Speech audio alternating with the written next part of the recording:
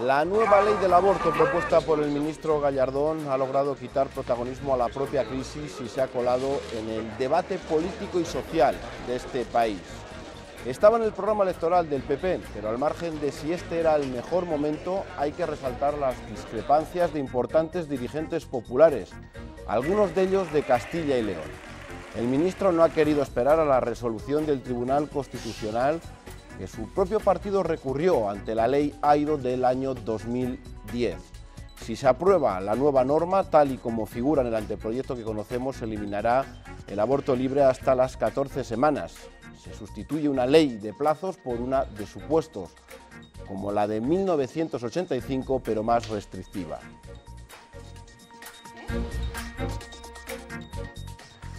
Hola, ¿qué tal? Muy buenas noches. La nueva ley del aborto no deja indiferente a nadie. Casi cada ciudadano tiene su propia versión. La sociedad está dividida, incluso el Partido Popular, como les decía, que esperan que el trámite parlamentario modifique los puntos más polémicos. Fuera como fuese, hay grandes diferencias. Esta noche hemos querido que así se refleje en nuestros tertulianos. Para ello nos acompaña esta noche María Jesús Moro. Muy buenas noches. Hola, buenas noches, Eduardo. Es diputada del Partido Popular. Por tanto, la primera pregunta, y que se sale un poco de esos plazos, de esos supuestos, es si este es el mejor momento para empezar a tramitar una ley cuanto menos polémica. Bueno, seguramente una ley con polémica, como dices, o en un tema tan sensible, nunca encontraríamos el momento. El Partido Popular ha estado comprometido con la vida en todo momento, desde su creación, en sus distintas ponencias políticas, en sus estatutos y en el programa con el que concurrimos a las elecciones generales.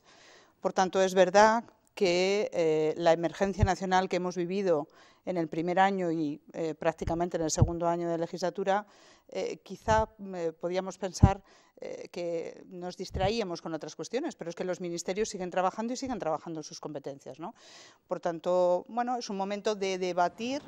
A nosotros nos gustaría que el debate fuera tranquilo, porque somos conscientes de que no vamos a encontrar una opinión, ni siquiera, como has dicho, dentro del Partido Popular, aunque yo sí creo que en lo esencial, en el Partido Popular, porque si no estaríamos en otro partido, sí seguimos comprometidos con la vida y con una reforma que modifique la ley de 2010 del Partido Socialista, que no ha sido respetuosa con la valoración del Tribunal Constitucional sobre el valor vida en la Constitución. Va a haber debate y también debate aquí, por eso también nos acompaña Gador Joya, portavoz de Derecho a Vivir. Buenas noches, gracias por estar aquí. Gracias a vosotros, buenas noches. Para ustedes, los grupos pro vida, consideran que este anteproyecto, aunque todavía falta mucho recorrido, es un avance, pero incluso consideran que es insuficiente. Bueno, yo creo que esto sin duda alguna es un paso hacia la protección del derecho a la vida. Existe el derecho a la vida, no existe el derecho al aborto, no está contemplado en absolutamente ninguna constitución de ningún país, en absolutamente ninguna declaración de derechos humanos. Yo creo que este paso que ha dado el Gobierno responde a una demanda social, que desde que el Gobierno socialista, sin previo aviso, dijo que iba a aprobar una ley de plazos, se dio cuenta de que no era permisible que España llegara a los 2 millones de abortos, como va a llegar el año que viene, si no se remedia la situación. Y yo creo que desde luego ha sido un paso importante el derogar una ley que a día de hoy, hasta la semana 14, permite que acabes con la vida de tu hijo porque sí, simplemente, por ejemplo, por razón de sexo. Nosotros creemos que eso a día de hoy es algo que no se debe aceptar. Las mujeres españolas no queremos una ley, no creemos que nos libere el poder decidir acabar con la vida de nuestros hijos o no. Se da otro paso muy importante en pleno siglo XXI, en una sociedad que se dice moderna y progresista, acabar con la discriminación prenatal del enfermo y el discapacitado solo por el hecho de serlo. Yo creo que nos pone a la cabeza del progresismo y nos parece que esta ley cojea en dos aspectos. Una, no ha presentado un proyecto con dotación presupuestaria, una ley de ayuda a la mujer embarazada en riesgo de exclusión social, y dos, creemos que todavía puede seguir permitiendo el fraude de ley que se ha venido cometiendo a día de hoy. No olvidemos que el negocio abortista se ha disparado desde la ley AIDO y creemos que ahí todavía se puede mejorar mucho este anteproyecto. Luego entraremos en todos esos detalles. En el lado opuesto, por decirlo de alguna manera, que no piensan de la misma manera, se encuentra Nina Infante. Buenas noches. Hola, buenas noches. Presidenta del Foro Feminista de Castilla y León. ¿Por qué ustedes no están de acuerdo con esta modificación de la ley? Bueno, nosotras pensamos que este es un tema que no solo alcanza el interrumpir un embarazo, porque lógicamente no es ninguna fiesta ni ninguna alegría para nada tener que llegar al extremo del aborto, ¿verdad? Pero sí que toca muchos derechos y nosotras estamos hablando del derecho a decidir cuándo, cómo y cuántos hijos queremos tener. Ser madre es un derecho, no una obligación. Y una mujer, pues algunas no tienen hijos y están perfectamente. Es decir, que no necesariamente es una obligación, por una parte. Y lo segundo es que, y hablando, no llevamos ningún año... en detalles, no llevamos un año de emergencia, que me ha chocado la palabra, ¿no? Porque más del 60% de los españoles y las españolas opinan que no ven ninguna dificultad en que el derecho al aborto esté reglamentado y tengamos las mujeres ese derecho. Y además es que tener un derecho no obliga a realizarlo, es decir, que haya una ley que diga y que garantice que quien desee abortar lo haga, no significa por ello que las que no lo quieran hacer y están en su derecho de no hacerlo, pues, y que continúen lógicamente con su embarazo adelante, pues que a nadie les va a obligar a hacerlo, pero una ley pues garantiza que quien lo decida hacer lo hace en unas condiciones saludables y dignas, ¿no? Bueno, esta ley tumba otra ley, que es la ley de 2010. Eso significa que hay unos cambios. También por eso nos acompaña Miriam Andrés, que es senadora del Partido Socialista. Buenas noches. Buenas noches. Gracias por estar aquí. Una de las cosas que ustedes dicen al tumbar esta ley es que el Gobierno parece que ha cedido ante las presiones de la Iglesia, o si no es al menos de la Iglesia, de los, digamos, del sector más conservador del Partido Popular. Sí, no solo lo decimos desde el Partido Socialista. El otro día la alcaldesa de Zamora, Rosa Valdeón, también lo dijo. De hecho, era el titular de prensa de esa entrevista que ella concedió. Fundamentalmente, nosotros consideramos que cambian una ley que garantiza el derecho de la mujer a decidir sobre su libre maternidad, reconocido por la Organización Mundial de la Salud, por una ley que vuelve a penalizar, que vuelve a convertir en delito determinados supuestos, ¿no? Consideramos que el derecho de decidir sobre tu propia maternidad, el derecho de decidir cuándo quieres ser madre, cómo quieres ser madre, bajo qué circunstancias quieres ser madre, es fundamental. Y también estamos con la vida, estamos también con la vida de aquellas mujeres que en otras condiciones donde la legislación sobre la interrupción voluntaria del embarazo es más restrictiva, se vuelve más insegura, ¿no? Y de hecho la causa de mortalidad maternal el aborto está en un 13% cuando hay una ley, digámoslo, de plazos, donde hay unas determinadas semanas donde la mujer puede acceder libremente, y ese 13% sube al 17% en casos de leyes restrictivas, ¿no? Por lo tanto, también estamos con la vida de esas mujeres que se la juegan en condiciones donde cuando no tienen por qué pagarse una asistencia que solo unas pocas pueden pagarse. La ley de protección de la vida del concebido y de los derechos de la mujer embarazada, que así se llama, tiene todavía que recorrer, como les decíamos, el trámite parlamentario, un anteproyecto que sustituye la ley de plazos por otra de supuestos. Lo que no cabe dentro de este proyecto es hacer depender el valor de la vida en nasciturus de la exclusiva voluntad de la mujer. Gallardón pone fin al aborto libre durante las primeras 14 semanas.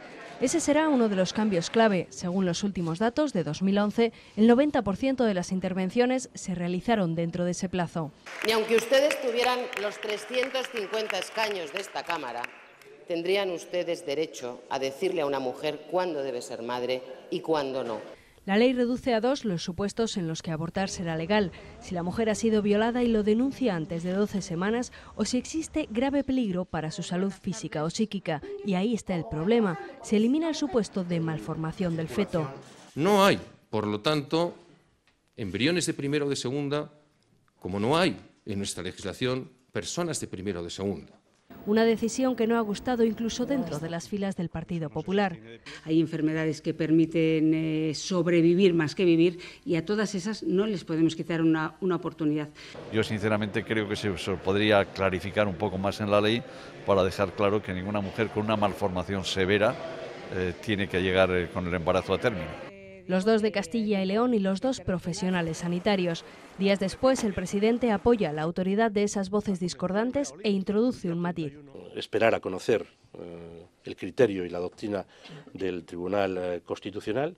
El anteproyecto solo menciona como supuesto legal que la malformación sea incompatible con la vida. En el resto de los supuestos tendrán que ser los facultativos, los que dictaminen si el caso que usted dice o cualquier otro genera daño psíquico en la mujer. Y es ahí donde las asociaciones antiabortistas ven el peligro. La ley que propone Gallardón sí que es cierto que mejora el asesinato de la ley Aído, pero sigue admitiendo el coladero, que es el riesgo psicológico. Cuando una mujer ya haya demostrado que su caso está entre esos 2 supuestos, recibirá información sobre las alternativas y las ayudas a la maternidad.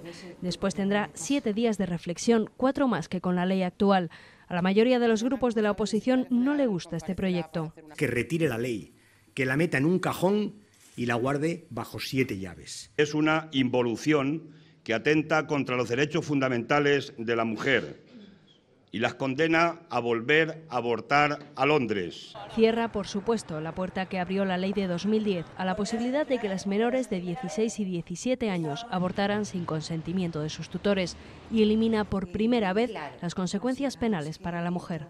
En ningún supuesto la mujer será objeto de reproche penal. No habrá pena alguna, ni pena privativa de libertad, ni pena de multa.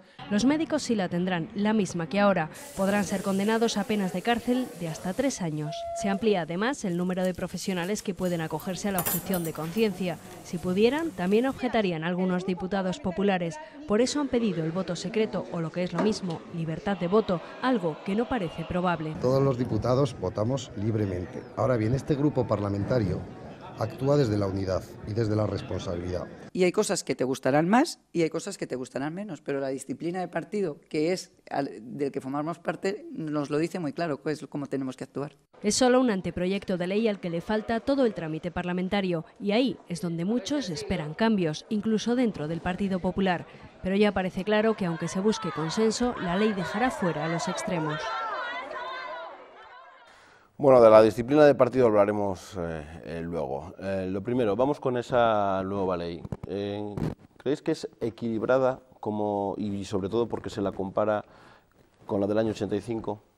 Que esa se consideraba equilibrada y que durante bastantes años estuvo vigente a pesar de que hubo partidos políticos de distinto color en el gobierno. Bueno, yo en primer lugar quiero aclarar que parece que las mujeres que estamos a favor de una ley que sea más garantista con la mujer y más respetuosa con la vida del concebido, no estamos a favor de ejercer nuestra sexualidad con plena libertad y con pleno derecho.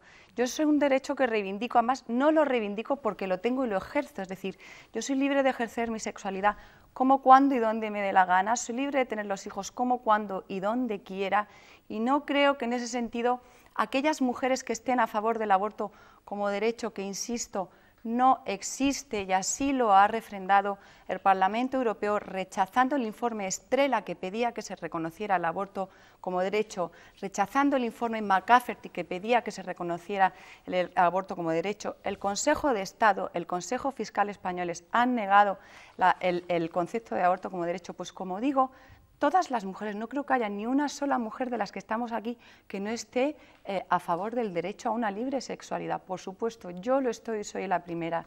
Tenemos que tener en cuenta que aunque esta ley no obligue a nadie a abortar, hay a un ser humano al que se le obliga a morir, y eso es algo indebatible, es decir, es evidente, y cuando se dice, como usted ha comentado, que el aborto es un drama, y yo he oído incluso a personas que están a favor de una ley de plazo, incluso decir que es un fracaso, es evidente que si es un drama es porque la mujer que va a abortar está decidiendo en ese momento acabar con la vida de su hijo. Penal, por tanto, perdón, si está dentro del Código Penal, ahora mismo las estamos mujeres culpabilizando y estamos diciendo que está cometiendo un delito. Si me permite, termino en un momentín. Por tanto, yo creo que nuestra libertad, yo creo que todas estamos a favor de esa libertad, pero termina donde empieza la libertad del otro, y en este caso ese otro es un ser humano que, como dice el doctor Barambio, todos conocidos, responsable de la Asociación de Clínicas Acreditadas para el Aborto, ha de ser troceado y ha de ser preparado psicológicamente la mujer para que sepa que troceará a su hijo cuando practica un aborto. El tema de que un aborto legal sea un aborto seguro es un error de planteamiento. Yo les enseñaría en mi hospital la de mujeres que todas las semanas ingresan con úteros rotos, con infecciones procedentes de centros acreditados, con abortos legales. Esta ley no pena a las mujeres. Decir que se está a favor del derecho a la vida cuando se está a favor, como digo, de que hasta la semana 14 una mujer en el ejercicio de, según ustedes, su derecho al aborto pueda acabar con la vida de su hijo porque es un varón y esperaba una niña, pues yo creo que hoy en día no es una ley. No se me escandalicen porque esta ley lo permite. Si en realidad es un derecho hasta el final y por tanto usted no le podrá preguntar a una mujer ni pedirle cuentas. Y termino. Respecto a las tasas de mortalidad materna, ¿usted sabe cuál es el país más seguro del mundo para ser mujer, para ser madre? Irlanda. ¿Usted sabe cuál es el país de América del Sur con menor tasa de mortalidad materna? Chile, un país que protege el derecho a la vida en su Vamos con constitución. Intervenciones cortas porque por tanto, si no, los países respetuosos con el derecho a la vida tienen menores tasas de mortalidad materna. No puedo estar de acuerdo en la introducción que ha hecho la señora Gador, porque decir que esta ley no es restrictiva, partiendo de que nos retrotrae no 30 años atrás, más a la época franquista, porque la de 30 años atrás, eso es una falacia, la de 30 años atrás ponía que establecía la malformación del feto como causa para poder abortar, pero ¿quién es un señor ministro, por muy legislador que sea? ¿Quién es otra mujer? ¿Quién es un juez o un médico para obligar a una madre a que tenga un niño con graves malformaciones, a que tenga un niño que no va a ser vida, que no va a ser vida? Yo soy madre, que no he vivido 3 días porque ha tenido mi hijo una gripe gorda, una gripe.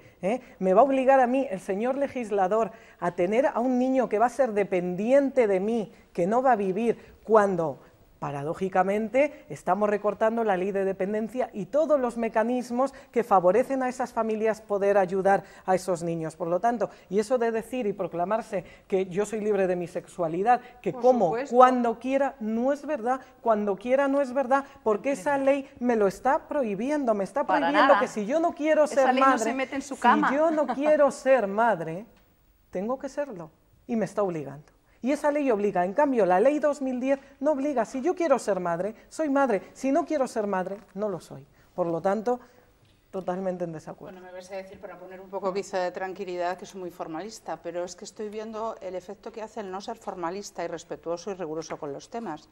Todavía no tenemos una ley. Estamos en un anteproyecto, se ha dicho antes en el vídeo, se ha dicho muchas veces, no solo aquí. ¿Queda el trámite parlamentario? No, queda mucho trámite previo, donde hay que escuchar organismos consultivos muy relevantes. Sí, respecto el Consejo de Estado avalaba la ley del 2010. Perdón, pero respecto a esta hay que escucharlo. Es decir, a mí, yo lo que estoy diciendo es no pongamos una ley con otra, porque no estamos todavía en una ley, estamos en un anteproyecto. Y dicho esto, tendrán que opinar, igual que se está opinando en este momento. A mí me parece que el debate en un tema, insisto, tan sensible, es bueno, siempre que lo llevemos a unos términos adecuados. En la mayor parte de los casos se exacerban determinadas manifestaciones, incluso se da por bueno pues que existe un derecho cuando no existe, que la ONU, la Organización Mundial de la Salud, hablan de y se incluye en el derecho a la salud reproductiva cuestiones que no son ciertas, y cuando se siguen las últimas declaraciones de la Comisión del Estatus de la Mujer o del Estatus Jurídico de la Mujer de las Naciones Unidas, se ve cómo no está incluido como tal y que estamos atendiendo a otro ámbito. La extensión del derecho a la salud reproductiva es otra. Pero dicho eso, también, por seguir con el rigor y ser muy breve, sin entrar, porque yo no creo que tenga que ser este el texto definitivo, sí se recoge el supuesto de la malformación. Es decir, se vincula, es verdad, y vamos a ver cómo queda finalmente, pero se recoge el supuesto de la malformación. Y no es que se retrotraiga el franquismo, eso es absolutamente falso. No. El anteproyecto de ley contempla en líneas generales, con algunas variaciones en ese punto, pero no porque elimine totalmente el supuesto de la malformación, sino vinculándolo a lo que es la despenalización de supuestos, a lo que es una ley de supuestos, que es tratar de buscar el equilibrio, y antes hablabas del equilibrio entre intereses protegibles constitucionalmente, el derecho a la vida, a la intimidad, a la integridad física de la madre, a su salud, pero también el bien vida en nasciturus reconocido por el Tribunal Constitucional. Incluso los magistrados del Tribunal Constitucional disidentes en 1985 con el fallo estaban de acuerdo en que esa definición que había sobre la protección del bien jurídico del nasciturus estaba ahí. Y yo pondría una cosa que luego podemos volver sobre ella. ¿Cómo podemos entender en este momento que llevemos al menos 8 años con normas protectoras de los animales, que en muchas ocasiones esas normas protectoras de los animales colocan el bien del no sufrimiento del animal, del trato del animal, muy por encima de la exigencia de lo que se está escuchando en estos debates extremistas sobre la protección de la vida? Se puede opinar diferente, pero por favor, sí, claro que tiene que ver, claro que tiene que ver. Yo evalúo desde hace mucho tiempo proyectos de investigación sobre animales y en muchas ocasiones no es posible autorizarlos porque se garantiza que hay un sufrimiento animal, aunque el proyecto sea para conseguir buenos resultados en oncología. Esto lo quería dejar encima de la mesa porque se olvida. Solamente quería decir cómo se tiene que garantizar, y así se expresa, ¿no?, en la Constitución, y se expresa también en los derechos humanos. Dice, al Estado le corresponde garantizar y proteger el ejercicio de los derechos. Y hace algunas que leo aquí. Respetarlos sin interferir ni directa ni indirectamente en su disfrute, en mis derechos. Impedir que terceras personas los violen o menoscaben. Para ello se requieren medidas sociales, legislativas, administrativas y presupuestarias adecuadas. Esto se lo manda a todos los estados, en concreto al nuestro, ¿no?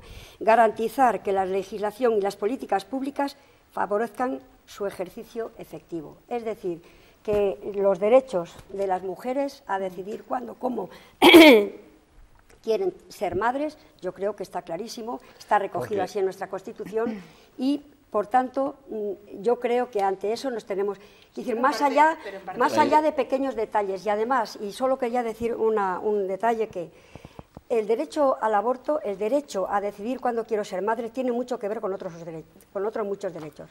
Por ejemplo, algunas mujeres deciden o ser más tarde madres. ¿Por qué? Pues porque les influye en su vida laboral y profesional, por una parte, ¿no? Es decir, porque, perdona un momento, perdona un momento, tenemos que ver ahora cómo queda en la nueva ley los anticonceptivos y la píldora del día después.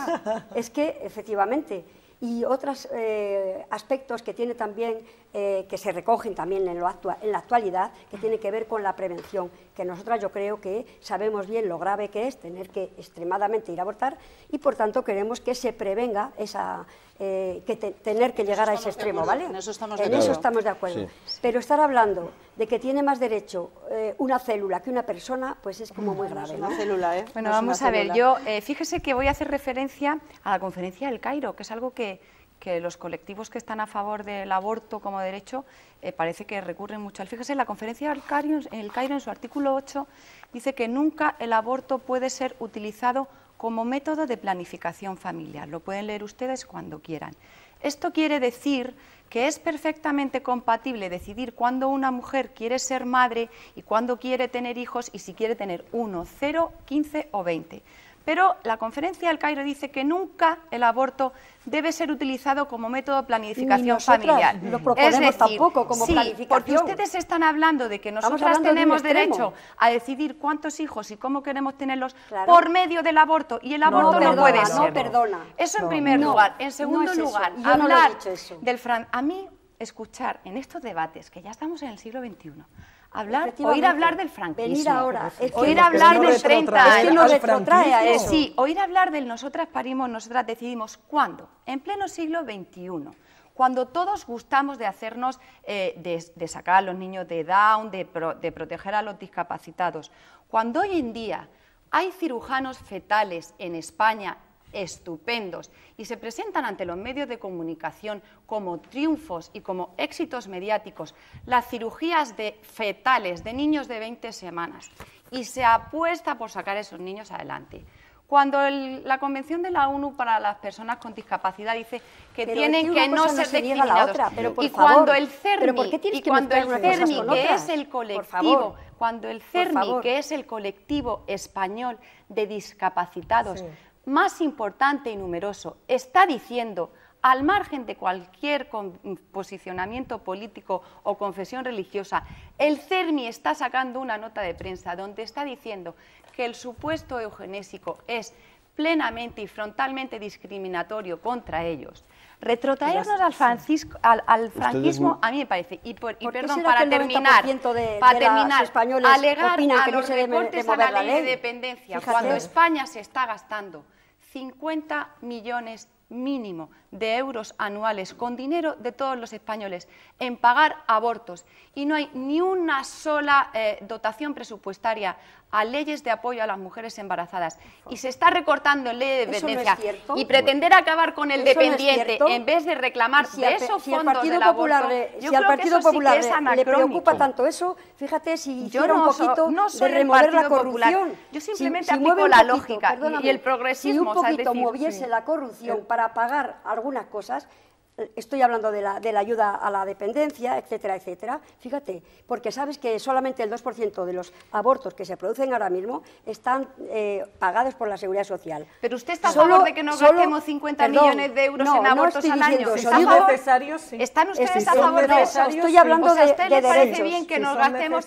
50 millones de euros anuales en abortos cuando no hay, se están haciendo recortes en dependencia, cuando un anciano se tiene que pagar el 30% de su prótesis de cadera, que tengamos que pagar 50 millones de euros? A mí, la verdad, es que la gente que no tiene recursos tenga que recurrir a parteras y a otras clínicas no suficientemente acreditadas a ponerse en manos de matronas de supuesta dudosidad, de supuesta legalidad, y los que pueden, volvamos, y cuando hablo de retrotraernos al franquismo, lo hablo porque es verdad, porque hace unos años, y no hace tantos años en este país, aquellos que podían cogían vuelos charter para ir a Londres para pagarse las niñas bien. Pues pidan ustedes acá y que sean solidarias con estas señoras sin recursos que estaban en contra del divorcio, en contra del aborto. A costa de los abortos. El negocio abortista se ha disparado desde la ley ha ido. Estos señores están saliendo.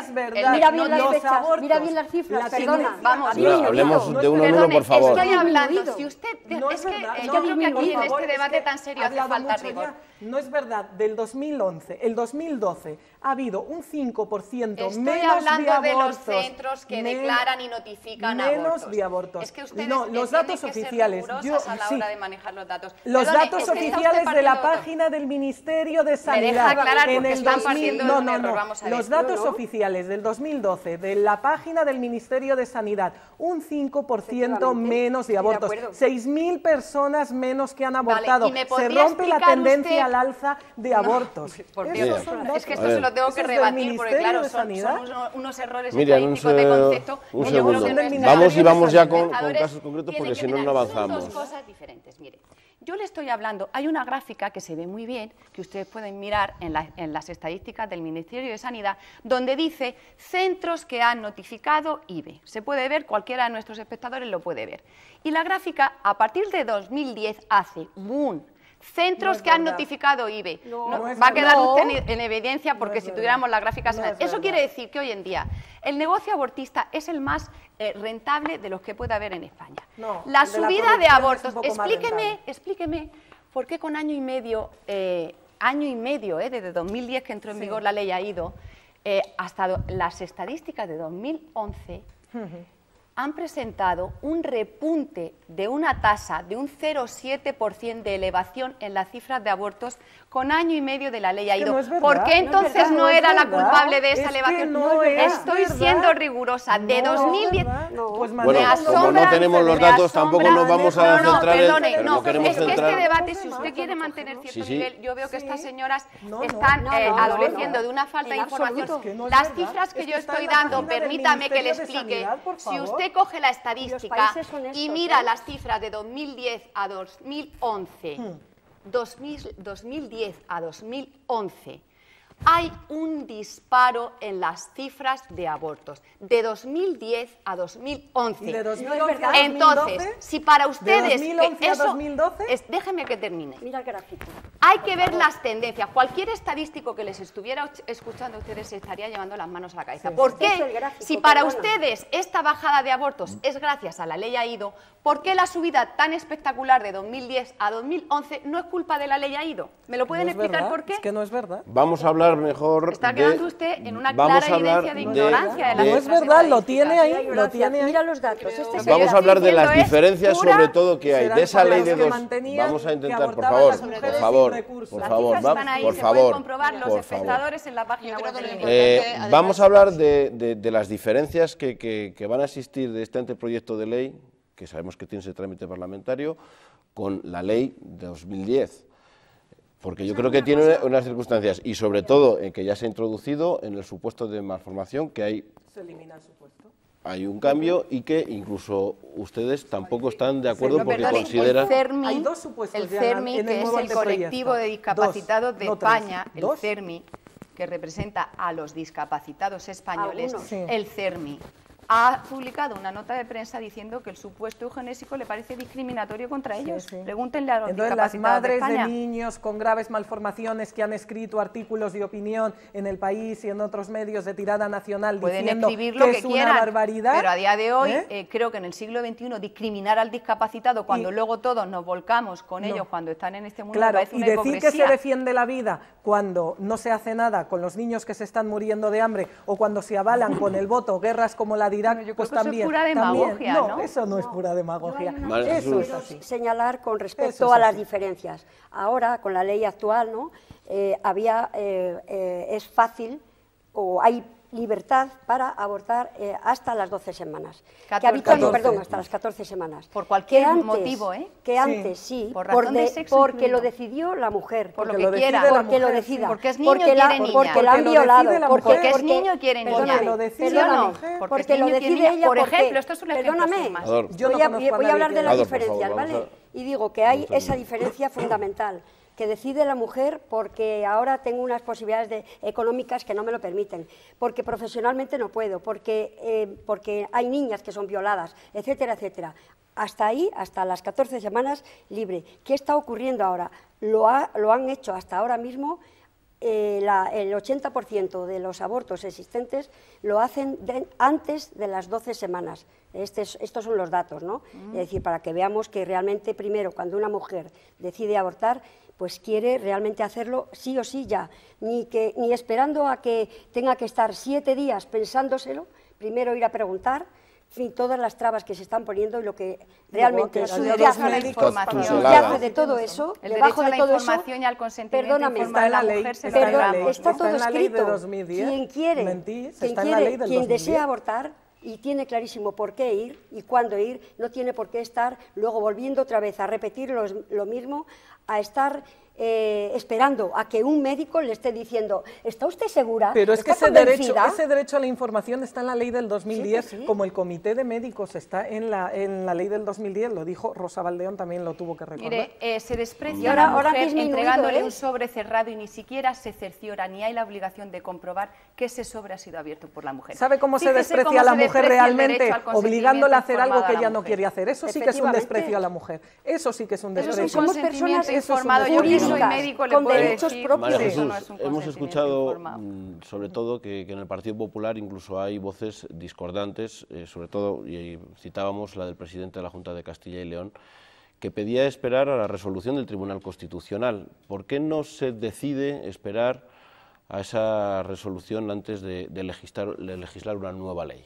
Bueno, yo creo que las voces discordantes se colocan todas en el mismo saco y no lo son. El presidente de la Junta efectivamente ha dicho algo muy razonable. Tú antes hablabas del momento. ¿Por qué no se espera a que falle el Tribunal Constitucional? Hombre, estamos en un país en el que el Tribunal Constitucional alarga muchísimo sus decisiones. Es que llevamos 3 años y el Tribunal Constitucional no se ha pronunciado. No se ha pronunciado respecto a esta ley, pero sí se ha pronunciado de manera muy contundente en el año 1985, de forma muy contundente. Y ante la decisión de esperar o de iniciar un debate que es largo y que no se aprueba esta ley en 2 días, el Gobierno ha decidido que este era el momento porque no había visos de que apareciera una sentencia del Tribunal Constitucional nueva, porque, insisto, sí había una sentencia del Tribunal Constitucional. Y en ese marco, con independencia de la restricción en el diseño de formalmente suprimir el tercer supuesto, pero materialmente no, se reduce, se restringe, es verdad, y podemos no estar de acuerdo y podemos trabajar sobre ello, yo creo que se va a trabajar sobre ello, pero indudablemente no se suprime, aparecen 2 porque se vincula con la salud psíquica y física de la madre, ¿no? Y se alude a los supuestos de malformaciones en el caso de que sean graves malformaciones que vayan vinculadas con la imposibilidad de vivir por parte de ese feto, ¿no? No es lo mismo esa discrepancia que cuando se ha expresado preferimos la ley de plazos, ¿no? Esto es otra discrepancia. O cuando Rosa Baldeón aporta algunos argumentos que seguramente aportarán otros profesionales que han aportado antes, lo estamos oyendo aquí, y que harán órganos consultivos. Por eso yo decía al principio que creo que en lo esencial no hay discrepancias, ni siquiera por algunas de las dirigentes del Partido Popular que han señalado que ellas preferirían la ley de plazos, ¿no? A partir de ahí, poner de acuerdo a todo el mundo en este tema, en la letra pequeña, importante, pero pequeña, en el desarrollo de la norma es complejo, pero yo creo que siempre obtendremos un mejor resultado si no mezclamos las cosas que hemos escuchado aquí. Estas cosas que se dicen y que se mezclan también influyen en la opinión pública, aunque la opinión pública es muy inteligente y divide. No, pero es que fijaros que si repasamos hemeroteca este último mes, hemos visto cómo se dice que la ley se diferencia, esta nueva ley, en que poco menos que las niñas violadas no van a poder abortar. Esto se puede comprobar, hay algunos artículos de opinión donde se dice, o hay algunas columnas donde se ha incorporado, no se puede confundir. Es decir, el planteamiento esencial del anteproyecto, y luego valoraremos otras cuestiones, es el de hay un bien constitucionalmente tutelable y ese bien, cuando entra en conflicto con otros bien al menos igual o superior de la madre, se limita, y son las excepciones y son los supuestos en los que es permisible esa realización del aborto. Vale. Pero antes se ha dicho algo y también quisiera remarcarlo porque es diferencia de este anteproyecto.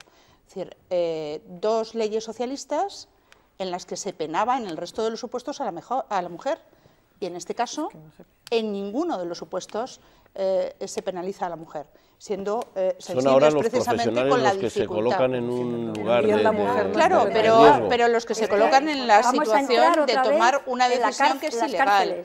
Por eso cuando antes hablabais tanto de número, ojo con el tema de los números, porque el tema de los números no necesariamente da la razón. Quiero decir, el tema de los números es que la mayoría creen que están a gusto con esta ley. Bueno, es que si además les estamos planteando que lo que vamos a hacer es una cosa completamente distinta de lo que se va a hacer y que además... sí, estoy de acuerdo en que no se puede confundir, pues entonces, y que claro, el debate tiene la que gente ser dirá, riguroso. pues no estamos de acuerdo, por ese mismo no obligamos motivo, a nadie. No se puede decir que el supuesto de malformación está, pero no está. No está. No, perdona, está vinculado a la grave repercusión en la salud psíquica que tenga en la madre, donde se dilatan tanto los plazos de decisión de los profesionales sanitarios que se hace inviable que esa madre pueda abortar, por favor. Si tú lees la sentencia, si tú lees a las clínicas tampoco para hacerlo. Si tú lees la sentencia del Tribunal Constitucional de 1985, los propios magistrados que decían que el supuesto de malformación, tal y como estaba contemplado, luego las garantías no eran las que consideraron constitucionales, pero que el supuesto en sí mismo entendían que entraba en el marco de la Constitución española, decían, pero a medida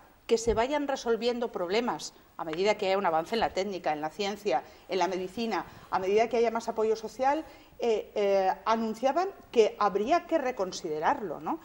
Creo que es en ese punto en el que la propuesta inicial del Ministerio de Justicia se ha basado, además de este planteamiento que hacía Gador y que deja constancia a la ONU de que no se provoque una discriminación Sin en embargo, las leyes de interrupción ¿ustedes del creen que embarazo? incluso puede ser eso un coladero? Es decir, que es fácil conseguir dos Hombre, vamos a ver, dictámenes se ejerce cierto de dos... control en el sentido de que ahora mismo los centros abortistas, pues el psicólogo es socio de la clínica, ¿cómo no le va a firmar un psicólogo un informe favorable a la mujer para que aborte si lleva parte de la... O que pueda ser por cuestión económica, Entonces, que se pueda esta conseguir ley ese lo que dictamen por cuestión económica. Entonces, esta ley lo que primero va a evitar la publicidad del aborto y luego lo que dice es que el psicólogo que haga un informe a la mujer no podrá trabajar en el centro donde se va a practicar el aborto, que es lo que se está haciendo ahora. El problema es que esta ley permite que estos psicólogos trabajen en centros privados, con lo cual cabe la posibilidad de que ahora el negocio, además del negocio abortista que se ha disparado de 2010, ahora se dispare el negocio de los centros o gabinetes psicológicos especializados en hacer informes a la mujer a cambio de dinero. Por tanto, es mucho más garantista para la mujer que el psicólogo que le haga el informe sea un psicólogo de la sanidad pública, psiquiatra preferiblemente, que el único interés que tenga sea el de diagnosticar a la mujer y que no sea un psicólogo que además tenga interés económico en un informe favorable. Solo una cosa quiero decir, que esto se resuelve fácil, con que no haya ninguna clínica privada ahí, sino que se haga todo en la sanidad pública, lo tenemos facilito, ¿eh? Que lo cubra los 50 millones de euros que ustedes están a favor de gastar en abortos en plena crisis económica es lo que a mí me ha dejado totalmente... Estamos analizando el anteproyecto de la nueva ley del aborto. Partimos de la base que la interrupción del embarazo es un auténtico trauma, pero por eso no es sencillo legislar en esta materia. Nos queda poco tiempo, pero antes de irnos queremos preguntar a nuestros contertulios si creen que habrá modificaciones en el trámite parlamentario. También hemos preguntado a nuestros internautas si creen que durante este tiempo, durante este trámite, va a haber algún tipo de cambio, incluso se lo preguntaban al propio ministro. La mayoría cree que sí. El ministro Gallardón ya ha dicho que todas las leyes que van al Parlamento sufren modificaciones, pero que sobre todo la esencia se va a mantener. Nos queda un minuto y sería interesante saber qué creéis que va a pasar o qué queréis que pase, habida cuenta de que en mayo tendremos una nueva ley del aborto. María Jesús. Bueno, pues como antes he señalado, yo creo que a la práctica nos remitimos, las leyes entran en el Parlamento y sufren más o menos modificaciones, pero todas ellas se modifican, sobre todo si somos sensibles con todos y cada uno de los organismos y de las personas a las que escuchamos. Y creo que el presidente del Gobierno lo ha dicho, ¿no? Por encima de lo que opine uno u otro ministro, ha señalado que se escuche, que se hable, que se llegue a lo mejor que se pueda llegar, siempre dentro de esa esencia, de ese punto de defensa y de ese marco de consenso que se ha puesto como referencia, ese consenso tácito de una ley del 85 amparada por el Tribunal Constitucional y después no modificada a lo largo de los 8 años posteriores, ¿no? Por tanto, es posible que haya alguna modificación. Aquí se ha puesto de manifiesto cuál es quizá el punto más crítico, al margen después de los temas de tramitación, de los temas de procedimentales, etcétera, que es el supuesto de malformación. Y yo creo que sobre eso se va a seguir trabajando, porque evidentemente creemos que merece la pena, siendo respetuoso también con algunos de los temas que he señalado aquí, Gador. No sé diferenciar entre lo que quiero y lo que creo que va a pasar. Lo que querría era que esta ley se retirara y que se mantuviera la ley del 2010. Lógicamente se ha luchado durante muchos años desde muchas asociaciones de mujeres para que esto estuviera como está ahora, y creo que no hay una demanda social, que no es verdad que hay una demanda social para cambiar esta legislación, pero creo que va a pasar. Va a pasar que el anteproyecto, tal como está ahora, es un canje de derechos de mujeres por votos, que tal como se está planteando dentro del propio Partido Popular se va a terminar modificando, porque si no va a ir combinado al fracaso, como ha sido el copago farmacéutico hospitalario que estamos viendo y como ha sido otra serie de copagos en el Ministerio de Sanidad, pero que yo creo que lógicamente de ese debate saldrá una ley mucho más restrictiva que la que hay ahora, con la que no estaremos de acuerdo. Bueno, yo creo que este anteproyecto tiene cosas muy mejorables. Una de ellas es que no contempla una ley con dotación presupuestaria de ayudas a las mujeres embarazadas con problemas, y esto es fundamental que se introduzca. Y luego se ha de controlar un poco más el fraude de ley y que el riesgo para la salud psicológica de la mujer no se convierta en un nuevo coladero. Lo positivo, pues lo positivo es que hemos conseguido que en España se dé un paso hacia adelante en la garantía del ejercicio del derecho a la vida del nasciturus, del hijo, que ahora mismo no tiene ni voz ni voto, en la garantía de que es posible ayudar a las mujeres, que muchas han ido a centros de ayudas queriendo abortar y han salido teniendo a sus hijos orgullosas de haberlo hecho, y yo creo que se está acabando con una discriminación prenatal del enfermo y discapacitado en el siglo XXI, algo que si este gobierno se lo toma en serio, y creo que lo puede hacer si escucha a los españoles, nos situará a la cabeza del progresismo en Europa, y esto será cuestión de tiempo. ¿Qué va a pasar? Primero, lo que va a ocurrir es que se va a levantar todo el colectivo mayoritario de mujeres frente a eso, porque hemos trabajado tanto, primero por tenerla del 85, segundo por mejorarla porque vimos que realmente había unos huecos que no correspondían para nada, y se mejoró en parte, ¿no? Todo lo que es la prevención, la educación, etcétera, etcétera. Entonces, va a pasar lo siguiente: ahora ya, el próximo viernes, va a llegar aquí el tren de la libertad desde Asturias, nos vamos a enganchar y a subir a ese tren desde Valladolid también, y por eso voy a animar ya desde aquí que el viernes a las 6 de la tarde estamos allí a recibir a las de Asturias, nos van a recibir luego en Madrid, y creo firmemente que el Gobierno ha retirado o ha trasladado muchas veces esta ley, y yo pienso que la va a retirar finalmente, porque ve que es un clamor popular realmente que no se quiere modificar. Nada, que yo sepa. Bueno, no se ha trasladado. Muchísimas gracias a las cuatro por estar esta noche aquí. Seguro que nos va a tocar seguir hablando del aborto. Yo sí haría un punto y seguido, y diría que también falta educación sexual. Yo creo que no lo hemos tocado, había muchas preguntas encima de la mesa. Alemania tiene la mitad de los abortos que España, y esto tendríamos que preguntarnos por qué sucede. Nosotros seguiremos muy pendientes de lo que suceda con este anteproyecto de ley. Les dejamos hasta el próximo miércoles. Descansen, pasen una buena noche.